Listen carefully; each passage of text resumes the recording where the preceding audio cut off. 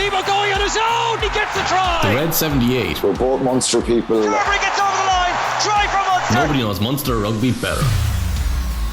Hello and welcome along. I'm Alan Quinlan and you're listening to episode 53 of the Red 78 here on the Rugby channel. With me as always is Niamh Briggs.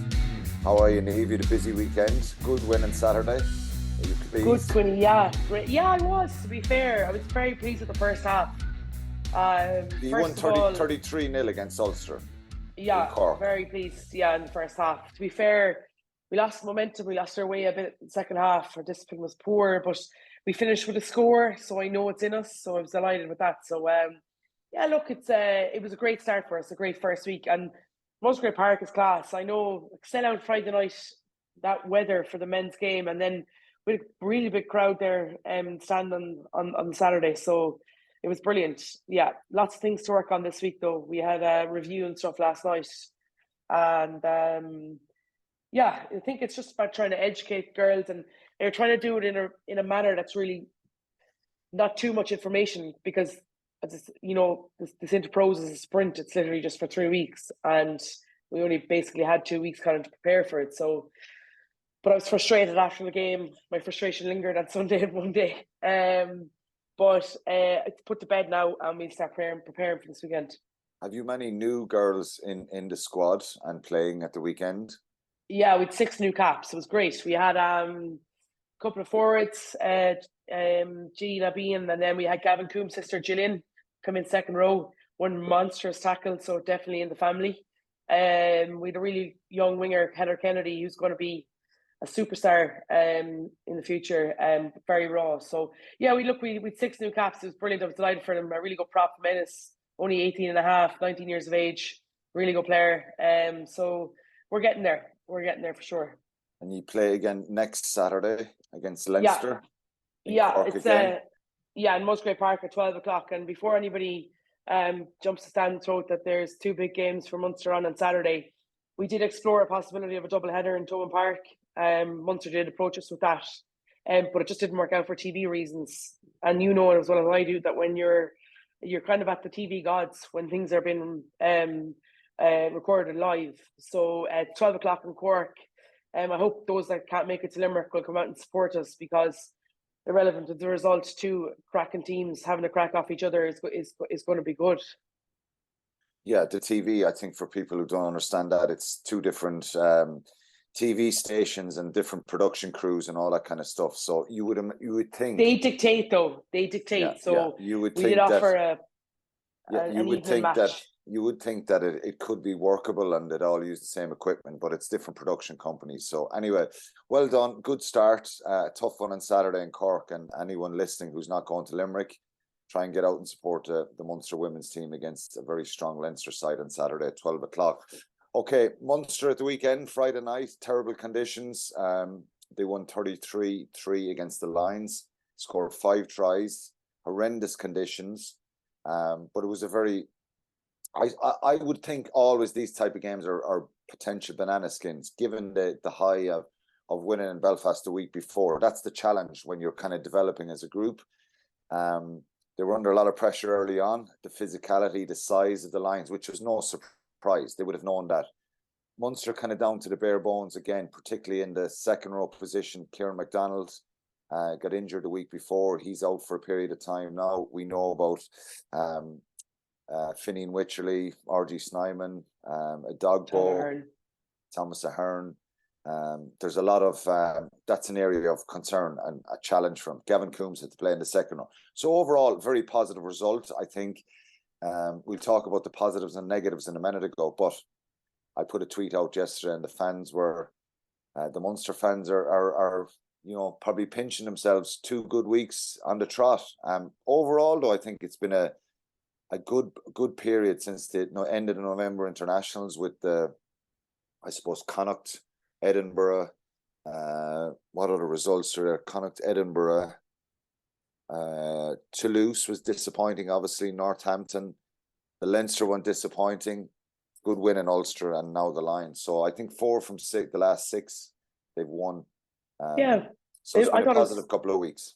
Yeah, and do you know what? There was moments in that game the other day that I thought Munster would not have got a winning bonus point against the Lions 10 weeks ago.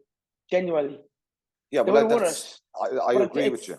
I think it's getting better all the time, and to have the courage and the ability to go and play and try and move the ball in that weather was really good. So just in relation to your tweet, you're talking about them moving up the table and the performance against the Lions, and also what to expect against Northampton. Well, they've this gone weekend. from not 9 to 7th, so that's progress. Yeah, brilliant. They've moved Yeah, up no, the it's table. brilliant. Is it the top 8, Quinny, that goes to the It's top qualifiers? 8, yeah.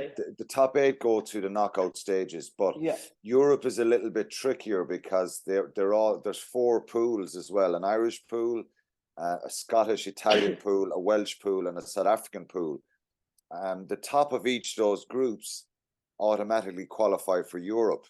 So essentially, then you're scrambling. So if, for example, if Glasgow top their pool, which they look pretty strong and look like they will do now, and they didn't make the top 8, they get a slot in Europe as well. So sometimes you might Munster might have to finish 6th or 7th to be in Europe. Okay. So that complicates it a little bit. We won't overcomplicate it. Yeah, no, actually wasn't aware of that. But the top 8 make the playoffs. But I think, and I've said this from the start, and I think most Munster fans agree, getting into Europe and qualifying for Europe is really imperative. Obviously, if you do that, you're going to be in the playoffs, and then they have a chance, and they could be in the mix, given if they got some of the injured players back. And the way they're progressing, I think fitness-wise, they look so much more like a team that can play with tempo. They're reacting, they're attacking, they're finishing games strong. They're still deficient in certain areas, so I'm going to keep saying that. Nobody is getting carried away here thinking, but what I think they're getting the best out of the group they have at the moment, which is encouraging, and the fans are enjoying it. And the last 2 weeks have been pretty positive. Yeah, 100%. Jared Hawke was talking about the Scrum being under pressure, but a great win shows a bit of confidence. Shows that a bit of confidence helps. Will it be interesting weekend to see how the Northampton if Northampton send a full team. Just on the Scrum, Niamh, we might just quickly address that. Yeah, because there's a lot of people talking about the Scrum. Exactly, the Scrum is going to come up a lot, and I think it's very difficult, and that is an area that Munster needs strengthening. We'll talk a little bit about the end. Malcolm Marx has been linked with Munster. It'd be a very good signing, incredibly strong scrummager, and I think sometimes there's a perception that if you've 2 good props, your scrum is great. You need right across the balance, and a strong scrummaging hooker can make a real difference to, I won't say weaker, but less experienced props as well. So a good hooker can make a difference. So if you brought in Malcolm Marx, yes, he would make a difference in the scrum. We don't know how true that is. It's only speculation at the moment. But the scrum is a problem there's no quick fix solution here, because you can't just go out and sign 2 world-class tight heads. Kitsoff is off to Ulster. He would have been a great signing. You're little bit restricted by financial constraints, and also, trying to bring younger players through like Josh Wycherley and Roman Salanoa, Keenan Knox, these guys. John Ryan going obviously is one that comes up a lot as well. That's disappointing, and he will be a loss. But so there's no quick fix solution. I thought the way they adapted, but there could easily been a penalty try. There could have easily been a yellow card or 2, and they'd 4 or 5 of their. I think they gave away 11 penalties, and there was 4 or 5 of those penalties at scrum time. At scrum, so yeah. In the business end of the season, it will be a real concern, but it is what it is. You're always going to get that against the South Africans. I think in Europe, you'll come up against international front rows, and it can cause a major problem. So it's not a quick fix solution. I'm sure it's one Munster are very, very aware of, and let's see what happens there. But sometimes as young props, you need to experience this kind of adversity and these challenges. I'm sure they will get better. Roman Salanoa has improved a lot. He's played well the last couple of weeks. He needs a run of games. I think Josh Wycherley going off, he had a rib injury. Dave Kilcoyne came on, a lot of experience. But when you're up against a tight head prop who's 124 kilos and the loose head is 21 stone, or 20, he's 24 stone the tight head for the Lions, and 20 stone for the loose head, and then the power and strength, you're always going to get that with the South Africans. But it is a worry. Yeah, and I actually had a really good chat with somebody that we both know very well yesterday in relation to the prop situation, because let's face it, I'm like only learning about the forward stuff at the moment as a coach, and We forget that Salanoa, while he's young in terms of age, but he's also really young in terms of his playing age. So he didn't start rugby till he came over to Ireland, if I'm correct. So what we need to do is have patience with him, I think, in terms of sometimes he just does something and you're like, oh my God, like his footwork in and around that tight, his ability, like he's one of the very few Munster tight or front five players that looks to run to space as opposed to run into bodies, I think. But I think from terms of the scrummaging thing, it's actually a constant learning curve for him. I think we've got to be a little bit more patient. Does that make sense? Yeah, it does. And look, he's a very good player and has great potential, needs to stay injury free and get a run of games. But I just think to wrap on this, I think we need more depth and more physicality and size. And there's no quick fix solution there. Maybe Munster will bring in some depth, whether it be tight head, loose head, or at hooker. There needs to be a little bit more depth there, and I'm sure they're very, very aware of that. See how it unfolds. But I thought the overall performance, but the scrum was a concern, and we we can't get away from that. Yeah, completely. And Dave Parks is absolutely delighted with the win. The handling in those conditions was brilliant. Coombs again was excellent and playing out of position. Patterson and Healy were very good. Healy was immense again. Hopefully we can carry the momentum into Saturday against the Saints. John Toohey thought the ball retention was outstanding considering the conditions. The player's skill set is now emerging. They better understand the detail. Implementation has become second nature. We should have too much for Northampton, but can we beat Benetton away? That's more important. Joe Cashman, not amazing, but great to see 5 points on the board. Bonus point win, on Saturday is a very realistic outcome based on the last 8 weeks or so. Game away to Benetton is possibly most intriguing of our next 6 games. Des O'Sullivan, a great win in terrible conditions. Scrum of concern as usual. A high level of accuracy led to the tries. Needs to be carried over to this weekend. Focus should be on the win and our intensity levels first. All else will flow. Simon says, hope for a W against Northampton. Great to get a bonus point win in horrendous conditions against the Lions. Got to start thinking of who will be missing during the Six Nations and who will take up the mantle. Should still have a strong squad for those games. Martin Brommel, progression of how the coaching ticket can be seen. Small improvements every week. Scrum not great, but look at the size of their front, especially their props. Hodnett is a monster for Munster. Surely has to start on Saturday. A home win is a must, possibly with a bonus point. Ian Moore, great win, lots of accuracy in these conditions. Still scrum worries, but the scrum and the end result from lots of attacking intent. Major progress from just a few months ago. And just a couple of more. Shea O'Connell, superb result with a drastically changed lineup, getting in some much needed game time. Our back row is absolutely stacked. Buckley looked very good at hooker. Hodnett was immense. Gavin Coombs has got to be a future captain. I'm still raging that Healy has been lost. And we'll get onto that after. Tom Lonergan, away conditions, but the group is still improving in intensity and spirit. Ben was solid at 10. Paddy Patterson impressed again. Still a few, but less sloppy penalties. We must win all 3 home games. Saints with 0 points and La Rochelle after us will have one eye on their big clash at times. And Billy says, the URC is very interesting this year. Heineken Cup not catching the imagination due to the format. Munster should prioritise the league and next game away to Benetton. And I don't know, Bruno Fernandes, routine win and good to get a bit of momentum going, except nothing less than a bonus point win this weekend to bring us closer to qualification.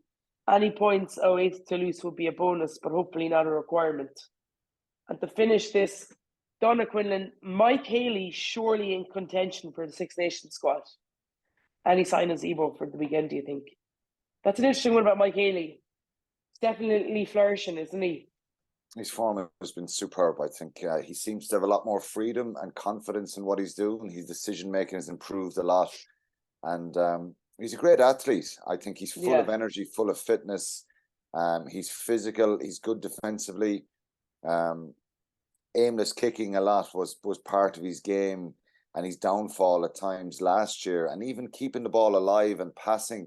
So I think all that stuff has improved dramatically, and I think he's been very, very consistent, and I think he'll certainly be grabbing the attention of the Irish selectors, I would think. It's ability for me now to, number one, he always seems to beat the first defender, and his ball presentation is exceptional.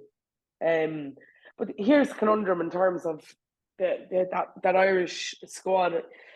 I'd imagine it's going to be very difficult to bolt into that right now, considering that they're where they are in terms of their evolution. And I do think when you look at, Hugo, Keenan and Jimmy O'Brien, it's a difficult slot to get into. And I'd be surprised, to be fair, that I'd love it. I think he's more than deserving to get in there. He's playing so well. But I just think there seems to be a very settled squad. And I think only for an injury, I can't see them having many bolters, can you? No, because they have plenty of depth there. And I think, but I think he'd definitely be in the equation. I would think he has a good chance of being picked in a wider squad and be part of the Six Nations group. But again, that's out of his control. But I think it's very pleasing to see him playing very consistent. He's always been very honest and fully committed. And I think he's improved dramatically, and he seems to be very confident in his counter-attacking. And as you say, he always beats the first defender. So lots of positives there for him and for Munster in the last few weeks. You have a couple of more messages, emails that came into. Yeah, so do you want to just chat quickly about the Lions game, and then we can go on to these, because they're kind of more talking points, just in relation to that performance at the weekend. Or do you want to jump into the emails? I don't mind. Oh, let's do the emails, and we'll assess the positives and negatives in the match and break it down a little bit. We'll not stay too long on it. I think for Munster to score 5 tries and only concede a penalty, there'll be lots of positives there. 100%, yeah. Dave Connolly emailed in, and we love getting these emails in because they're not usually about the matches like the tweets. They're more about something that's bigger. So he's a listener living in the US and listens in regularly. But he was listening to our discussion about players moving between provinces last week. Perhaps it's me, but does this process actually work? The only case I can think of, and I'm sure there are others, is Henshaw moving to Leinster, which is a step up for him. I don't think Joey Carberry, Munster or Ireland benefited by him moving to Munster. Indeed, I think he may have inadvertently got in the way of development of Munster players, i.e. Crowley, Healy, and I assume him moving there was a reason for JJ moving on. I also wonder if you risk losing the unique culture and style of each province by bringing in players from Leinster. Munster has a style that's reflective of Munster's rugby culture. Obviously, there are exceptions, Clogburn being an obvious one. But are we better served from an Irish rugby perspective by having teams with different cultures and playing styles that reflect their history and identity? I personally think rugby in Ireland would suffer if you effectively create mini Leinsters. Look at Ulster. They have a large contingent of Leinster, and I wonder if part of their issue is identity. Should the onus not be on the provinces to identify, develop and grow talent within their province? Thanks, Donald. I actually thought, I have so many feelings on this, by the way. I thought it was a very well written email. And I can totally see his point in relation to the culture and the identity of each province. But I think that you'll get certain people in, like the Tyke Burns or the Andrew Conways or these kind of players that will totally invest and buy into what the province stands for. I think when you do that, it makes it very easy. If you have something tangible that they can buy into, I think it's a huge difference. And I do think that other provinces can reap rewards on it. I think you look at Graham Rowntree. I think the reason why he is so loved by everybody within Munster is because he has totally bought into what Munster stands for, because he's had a very similar experience with Leicester Tigers. And I think that the uniqueness of Munster, if you're coming down from another province, unless you buy into what that is and understand them when you walk down the street or go into Super Value or wherever it is, and the man at the till or whatever talks to you about the game, and you buy into that, it makes it, that's what a part of it is. And if players come down and they don't buy into that, then they'll never really fulfill their potential from it, if that makes any sense. Yeah, just on what Donald is saying there about would you be better served just sticking to homegrown players? Well, first of all, if you could, yes, but that's not feasible for the other provinces, Ulster, Connacht, and Munster, and that's just the nature of the sport. Ulster or Leinster obviously have a bigger depth chart right across from them, the board for them to pick from and choose from with their school system and the strength of the school system and the numbers they have. And that's well documented right across Europe. Lots of teams now have Leinster, the envy of lots of teams. They have a great setup. They've effectively mini academies all over the province, providing players, developing players, and the system is brilliant. And they've maximized that. So it's a very strong system that they have. There's been certain players, of course, who've made the change. Andrew Conway, Tyke Byrne, Felix Jones, Niall Ronan. These are guys that came down when I played. Obviously, didn't play with Tyke Byrne, but the others, they became Munster men.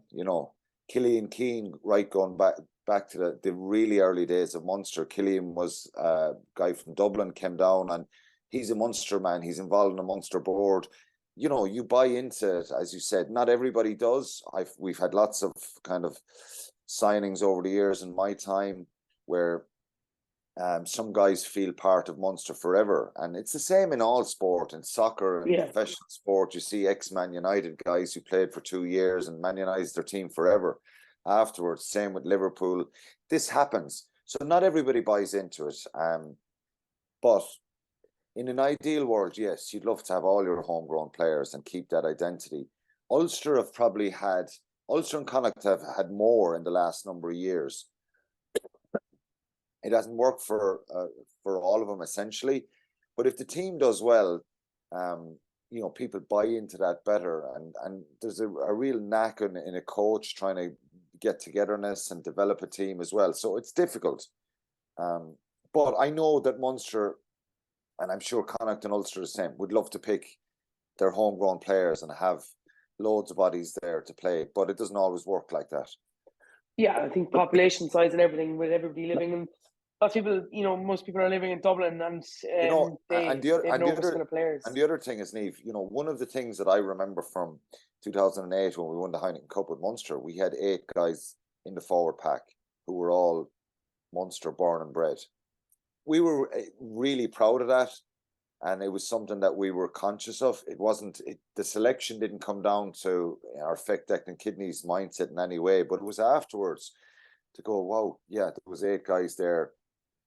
Marcus Horn, Jerry Flannery, John Hayes, Donica, Paul, Leamy, Wally, and myself. And it was great. It was great to have that, but it doesn't always work that way. And, if there's young players in Leinster who are not getting an opportunity, I would have no problem with them. Obviously, you don't want to flood the place with them, or the other provinces would be the same. But if there's opportunities for guys who really buy into it, in a perfect world, as I said, and all the listeners know this, you'd love to have, and I think Munster would love it as well, and the other provinces said would love to have homegrown players, but it doesn't work. That sport is not like that anymore.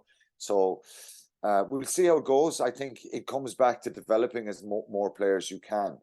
But it's a very good point, and there's a big debate around what Donald is saying. Yeah, 100%. We also got a second email in from a Michael Nash, and he's a bit upset. Ben Healy leaving is an absolute travesty. He's the best number 10 of the club in terms of physicality, passing, and all-round kicking game and defence. At only 23, his ceiling is huge. I would personally rather see Carberry leave, as would many Munster supporters if given a choice between the two. A bitter pill to swallow, reminiscent of Donnacha Ryan leaving for France. The RFU and Munster Rugby have simply not done enough. Healy head and shoulders above others capped for Ireland in his position.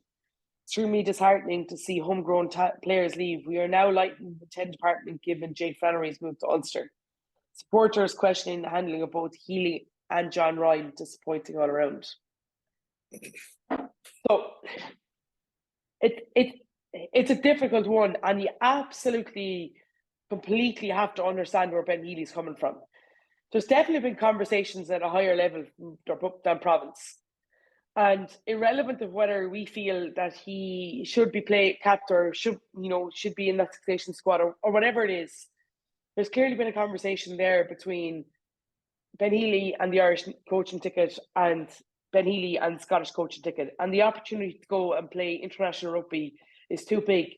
My understanding is that Munster Rugby came back with a very good offer, and it was the lure of playing international rugby that and you can't fault Guy for that, because it's Munster Rugby can't guarantee Ben Healy will play for Ireland. Scott Gregor Townsend basically telling, if you come play in Glasgow, you'll be capped internationally. It's very difficult for him, and I think he's brave, and I think it's brilliant for him. He is, yeah, and I hope he does brilliant for Scotland. I really do, and it won't be a case of Scotland's gain as Ireland's loss. I think he was right to go. I really do. In terms of, I'll miss him. I think he's a really good player, and I think he's done exceptionally well for Munster every time he's played. But there's a pecking order, and you only have a small window of professional life in rugby. You only have a small window of playing international rugby, and I think he's got to take it with both hands. And I just wish him the best of luck. And I'm telling you now, Scotland will have the biggest supporter in me in terms of hoping if he'll go well. Yeah, let's hope he does go well. He's been Glasgow were on to him in 2020, trying to get him to go over there. He's now gone to Edinburgh. I think Mike Blair, the Edinburgh coach, was a great international scrum half as well, and he's turned his head. Gregor Townsend is the one here really that's got this across the line. I think Ben Healy looks at the opportunity of playing international rugby and just a different challenge, and probably where he's positioned in Munster at the moment. And this has been going on for a few months, and this decision wasn't just made pre-Christmas or last week. This decision was made months ago, and it's come out and it's been clarified now. So to be fair to him, right, last year he signed the 1-year deal, and we all thought, well, a 1-year deal, that's a bit of a strange thing to do when people are looking to probably get stability. But it's obviously the fact that he was starting to think about that, probably taking the whole season for him to make this decision. Yeah, it wasn't rushed. It's been there in his mind probably for 2 years now. And, Scotland have seen this opportunity. This guy, Ben Healy, 90% kick success rate. I think he needs to improve his game. There's room for improvement, and I think he will improve. And I think he will get to play for Scotland, and he has great potential and brilliant potential. It is what it is. I think Jack Crowley has emerged. Jake Flannery went to Ulster. There's talks that maybe he will be coming back. Tony Butler is a very good young player as well from an out half perspective in the academy. So it's disappointing, but it's understandable in the sense that I think losing him from an Irish point of view is probably more disappointing, in a sense that this is a guy who could potentially play at international level, and he's going to represent another country. But as Irish people, we've got to accept this. We take it the other way with Mac Hanson's, James Lowe, with Finlay Beelham's, with loads of different players, CJ Standers. Can I just say though, now some of them came through the residency situation. Yeah, but some of them have that, like, grandparents. In terms of the international, I think that position is a volatile position, and I think that once Johnny Sexton retires, it's going to go through a shaky period. And my biggest thing was that I would prefer Ben Healy to go and win 50 caps for Scotland, where he's playing week in, week out internationally, than to kind of go in and get a cap or two here against lesser opposition. And I kind of feel like that's the way it's kind of going to go for a little while, and then they'll settle. Who knows, Niamh? You've got to back yourself as a player. Look at some of the Leinster players. They won't leave Leinster, and they're not essentially starters, but there's a couple of internationals and guys who are very close and could play on many other teams across Europe. So it's down to the individual as well, and their that desired drive, and maybe their gut feeling. And it's the decision is made. Unfortunately, from Munster and Ireland's point of view, he's gone now, and but look, we wish him well. I'm sure all Munster fans do as well. I think there's a high ceiling there for him as regards performance-wise, and let's hope he fulfills that. Let's move on to the match quickly. Positives, negatives. I'm going to say my positives. We won't get into this too much because we've spoken for a good bit already. The positives for me were the tempo and the fitness that Munster are playing at. Something we spoke about at the start of the season. Stop-start, very pedestrian, looked lackluster in their movement around the field. Obviously, they've got fitter, and the way they've been training, and John Hodden had spoke about it after the game, that they're training like that. It's no secret that they're trying to put pace, tempo, play lots of mini games in their games. So that was essentially what got them the result. They just kept banging away at that Lions defence and going to multi-phase time after time. Things broke down at times, but it was very, very positive.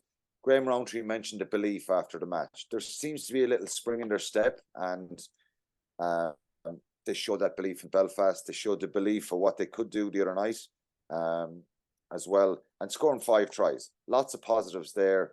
The attack, they're still lacking a bit of power, essentially, to break somebody down, someone with a bit of X factor to run out over someone and create something, an individual piece of brilliance.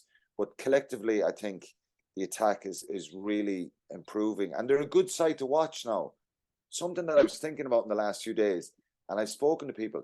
Munster actually aside, even the games they lost, the Toulouse one, the Leinster one, there's parts of it, of course, against Leinster, the defence for the 2 tries, you could say they were very disappointing, but they're a decent side to watch now. It's not stop-start and all this kicking that we'd seen in the previous regime. They're the positives for me. The big negative is the scrum. You're not going to get that size and power every week. We said it at the start of the podcast.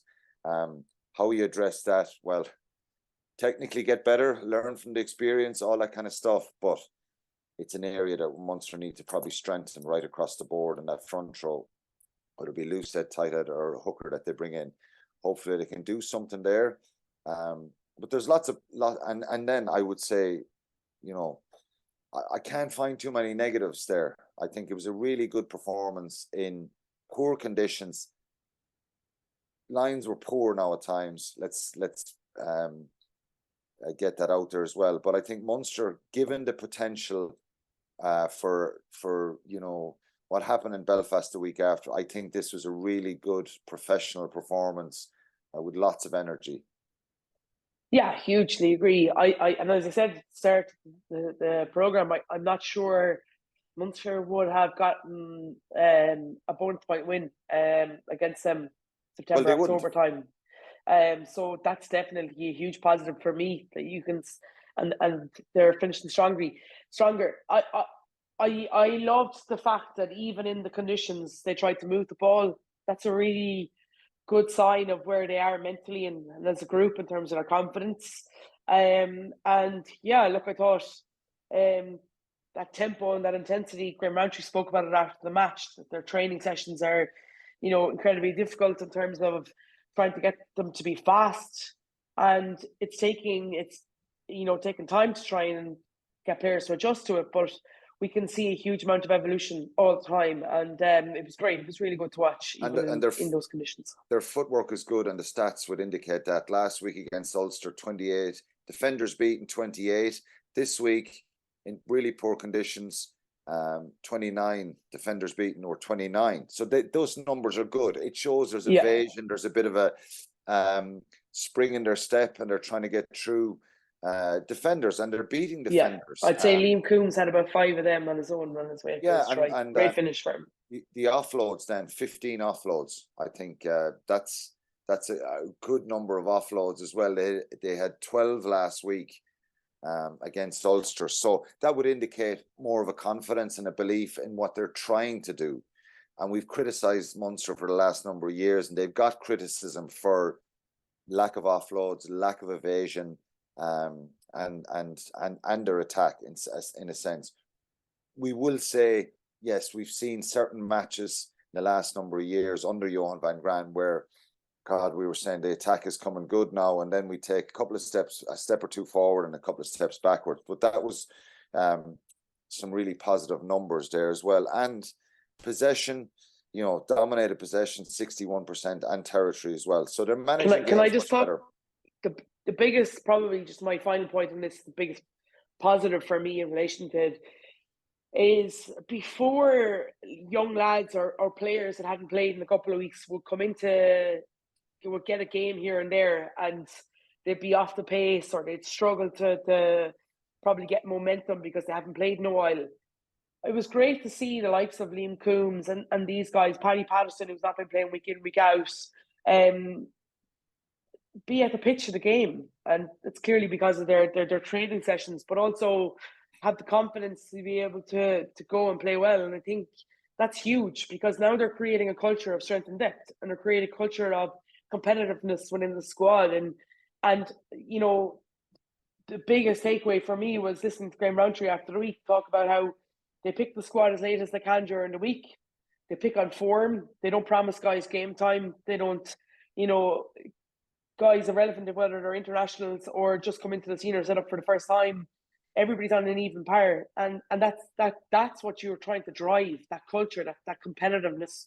So that training then is really good for the week. So, because we'd heard stories in the last regime where players would be told, "Oh, look, you'll be playing this game in January and this game in March," and that kind of thing, and you're just hanging on for those 80 minutes. And so I just think that's a really, really good way to probably drive standards, and if you're training well, you're going to be rewarded. Yeah, that's and Scott Buckley as well did really well when he came on. Yeah. Just on player performances quickly, we've got to move on with this. But the star of the week, this week, I'm going to ask you again. I'm going to throw it back into your corner. Who's your star of the week?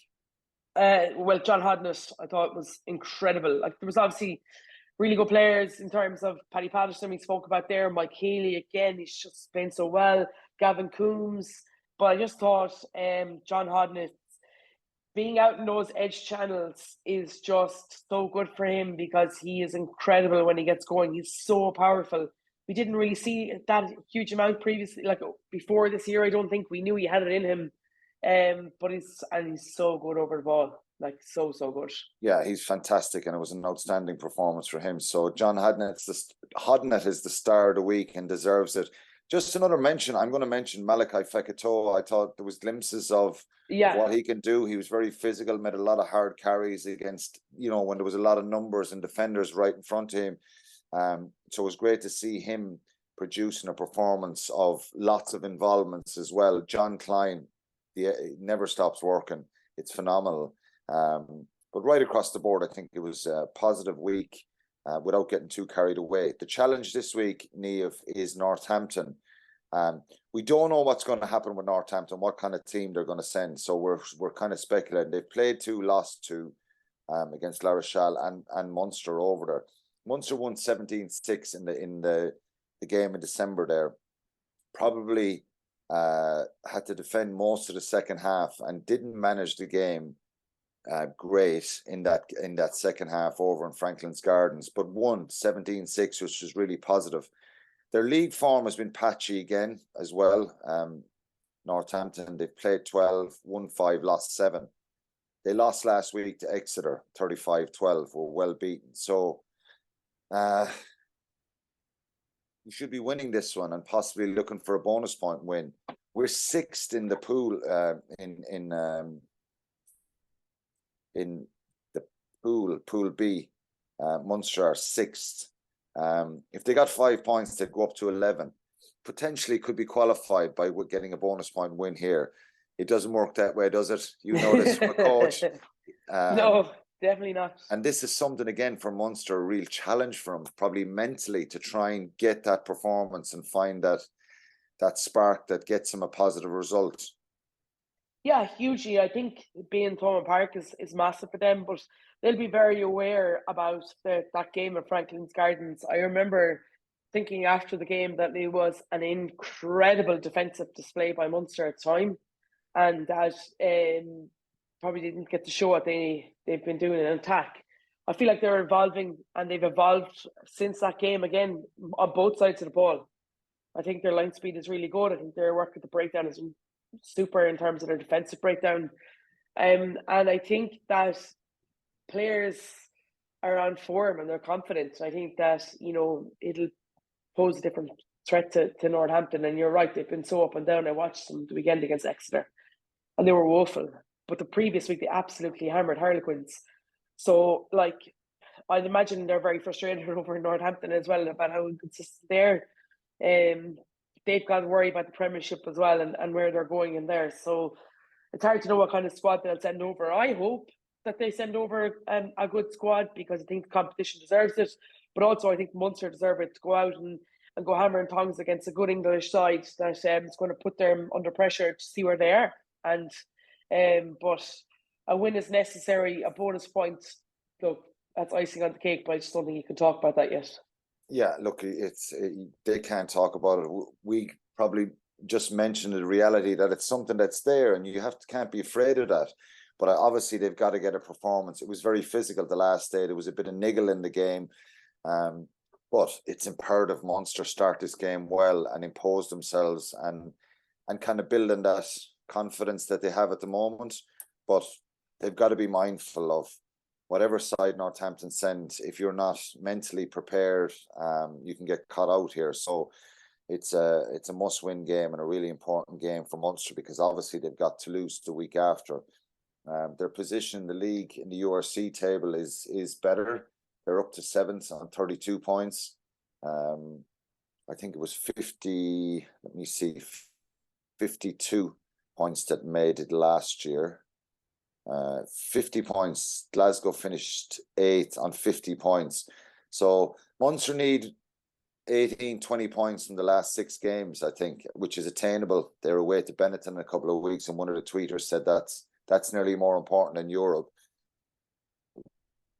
Very relevant point. And then they've got Ospreys, Glasgow and Scarlets at home in the next 3 games before they go to South Africa. So they've done well in the last few weeks, and we've got to give them credit for that. So it's been more than glass half full. I know you're always saying to me about glass half empty. It's been more than glass half full, and I think they're getting the best out of the resources they have at the moment. And credit to them for that.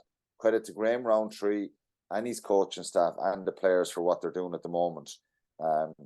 They're building and getting better, and they need, obviously need more quality and depth, and need the current players to learn and improve. So, going out signing players isn't going to solve everything. The current players need to improve, those young guys, and get better and better, and hopefully that's what will happen, and that they may have a say come the business end of the season. Good news, RG Snyman is back running. That's positive, which, dare I say it, all Munster fans Bless him. would love to see him back in a Munster. I think for him as well, it must be just the most torturous journey. But I watched, he put out a reel the other day for all the young kids on Instagram. He's running and moving, and it'd be great for him. I think just for him personally, irrelevant to whether, I think it's been a really tough road. He needs a little bit of luck, and so do Munster as well. Dermot Byrne potentially on the injured list as well, and Josh Wycherley, which is a bit of a blow for them and makes it difficult in the next few weeks. To add to the already long injury list, the Malcolm Marks speculation, we're not going to go there because that's all it is, speculation. I can't see that happening. Yeah, if it did happen, it'd be great, but who knows what will happen, and I'm sure there'll be certainly Munster looking at players for next season because we won't hear about it for a little bit, but who knows. But anyway, that's it for episode 53 of the Red 78. To make sure you get your podcast straight to your phone every week, just search the Red 78 wherever you get your podcasts and press subscribe. Don't forget to get in touch with either Niamh or myself. You can send us a tweet to our own personal Twitter accounts, or you can send an email to the rugby channel at bowermedia.ie, or else leave a comment on YouTube. So that's it. Good luck this week, Niamh, against the strong Leinster side in Cork, and we'll talk to you next week. Can't wait. The Red 78 with Alan Quinlan and Niamh Briggs. Nobody knows Munster Rugby better. I'd like to think I know a lot.